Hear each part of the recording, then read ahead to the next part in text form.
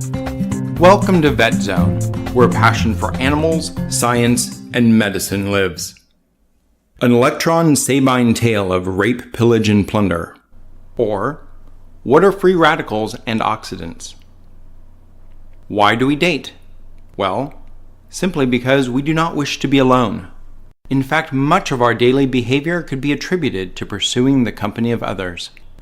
And not just because we are a social species, every species wishes to be with another of its kind, whether that be for a reason, a season, or a lifetime. Perhaps the actions of some evildoers work the same way, as a maligned and distorted attempt to be close to others. Certainly true in the atomic world, creepy old men, also known as free radicals, prey upon innocent electrons in their selfish quest to cure their loneliness. Imagine, you are a happy, young, vibrant electron.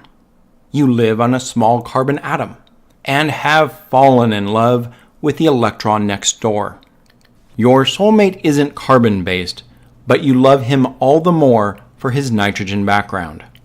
Deeply smitten, you decide to make a sacred union together, the covalent bond. Living together in your electron orbit, between the worlds of carbon and nitrogen, you feel complete. Electrons prefer to live in pairs, but some of these subatomic particles are not so lucky. When alone and embittered, they store up a lot of rage or potential energy.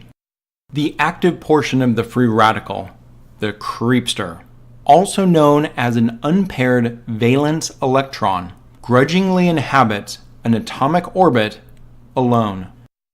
Unable to take the seclusion anymore, he happens by your domicile one day, and he finds himself staring at you in your cozy orbit. So content, so kind, so perfect for his electron cloud. He tears you away and forces you into a non-consensual, covalent bond with himself. You are in hell. Much like the time Hades dragged Persephone to the underworld, a selfish desire to complete one's own needs usually shatters the world and happiness of others. Here, too, the destruction spreads beyond the small orbit that you so warmingly enjoyed with your soulmate. With your covalent bond now broken, the two planets of carbon and nitrogen no longer stay together and slowly drift apart by entropy. Your soulmate, now alone, bereaves.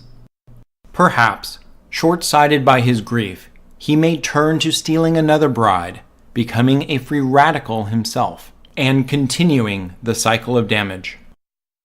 Like Persephone, you slowly gaze upon your new world, in the damaged but tender heart of Hades. This relationship becomes a new bond, a new alliance between planets, and a brave new molecule.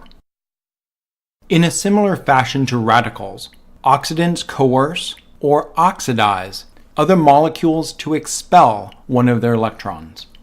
Both free radicals and oxidants disrupt organic molecules by forcing electrons out of their homes and into new locations. Depending upon the location of the molecular change, the results range from the irrelevant to the cataclysmic. At the extreme end, we witness changes to the very DNA of the cell itself. Cancer cells originate when oxidation involving oncogenes or coding affecting cellular reproduction occurs. Cancer arises from damage to the cell's innate control mechanisms. From the disruption of a single electron to the destruction of a multicellular organism, the ramifications of minor stochastic events often ripple across the ocean of life, creating storms. Thank you for listening. See you next time in the Zone.